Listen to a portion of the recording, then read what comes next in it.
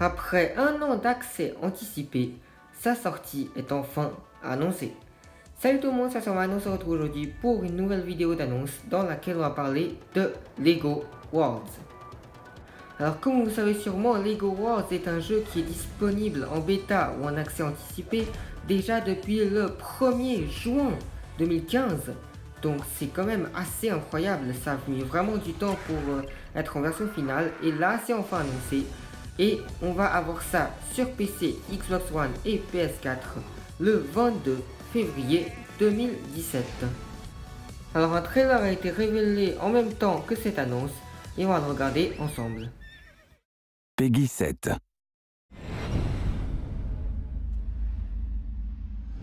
Bienvenue dans un nouveau monde de jeux Lego. Où tout est possible.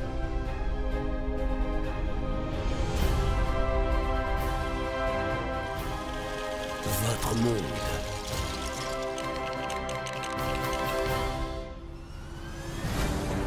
Votre aventure. Construisez tout ce que vous voulez. Faites tout ce que vous voulez. Allez où vous voulez.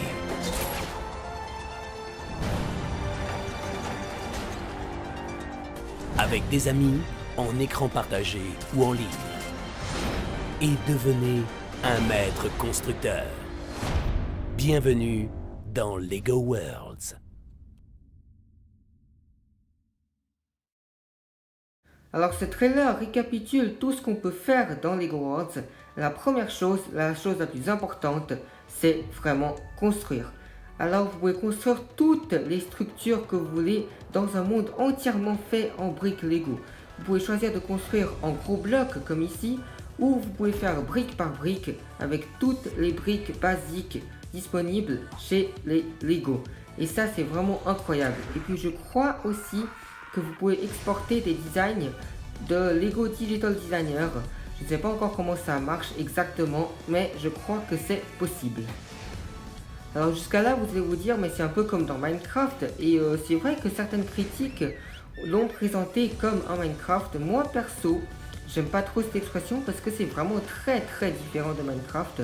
La première différence, c'est que vous avez vraiment des montures et des véhicules. Des vraies montures et des vrais véhicules, quoi. Vraiment énormément. Vous avez ici là, un truc, une foreuse par exemple. Vous avez là des voitures de course, on peut dire.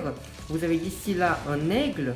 Donc ouais, vraiment, vous avez des véhicules terrestres, aériens, aquatiques. Ensuite, les montures aussi, vous avez des montures terrestres et aériennes. Donc non, vraiment, ils ont bien développé ça. Et je trouve que c'est super bien, surtout que chaque véhicule a une fonction qui est propre à elle. Par exemple, la foreuse, elle peut vraiment casser la roche. Il y a aussi le rouleau compresseur, je me rappelle, qui peut faire carrément des routes. Donc non, vraiment, c'est super bien développé. Alors vous avez également beaucoup d'outils, d'armes et d'accessoires, on va dire, disponibles dans le jeu. Alors ce que vous voyez sur l'image, c'est un pistolet de paintball, je crois, qui peut vraiment peindre le monde entier et vous pouvez y jouer avec, vraiment, entre amis, parce qu'il y aura du multi, oui, ça je vais présenter plus tard. Et là vous avez le grappin qui peut vous permettre de traverser le monde à une vitesse, genre vraiment énorme. Et vous pouvez vous accrocher à tout type de surface. Donc c'est pas comme dans les autres jeux Lego où c'est juste uniquement à un point de grappin, mais là non. Là c'est dans le monde, à chaque brique vous pouvez vous y accrocher. Donc non, là c'est vraiment bien fait. Alors dans le trailer ils ont aussi montré comment un canon fonctionne. Et le canon, je crois qu'il existe déjà dans la version bêta. Donc non, le fait qu'ils ont ajouté des armes comme ça, c'est vraiment bien.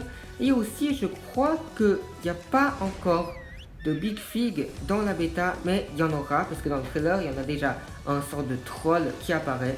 Donc oui, le fait qu'ils ont ajouté des Big Figs, ça aussi ça rend le jeu vraiment diversifié et beaucoup plus intéressant à explorer. Alors vous avez également l'image d'un village. Alors je crois que chez IGN, Lego Worlds a présenté ces villages comme des villages spawnés au hasard. Donc c'est à dire que vous traversez la lande et bam, parfois vous traversez un petit village comme ça. Donc ouais, ça c'est vraiment bien, c'est une similarité à Minecraft, c'est vrai. Mais non, je trouve que c'est vraiment intéressant et ça ajoute un peu plus d'animation parce que si c'est juste du désert et qu'il n'y a personne, c'est vrai que ça fait un peu bizarre. Alors dans les autres éléments très importants de ce jeu, c'est bien entendu l'exploration. Justement, c'est en explorant que vous pouvez débloquer des nouveaux éléments pour faire votre monde, par exemple des arbustes ou des choses comme ça.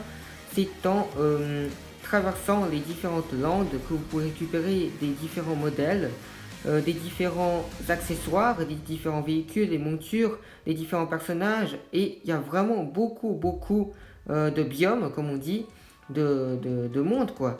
Et vous pouvez aussi explorer sous l'eau avec le personnage du plongeur ou encore avec les squelettes, je crois que ça marche aussi, mais bon, vous pouvez vraiment explorer tous les endroits possibles du monde. Il y a aussi des systèmes de caves, je crois, donc ouais, vraiment c'est très bien fait.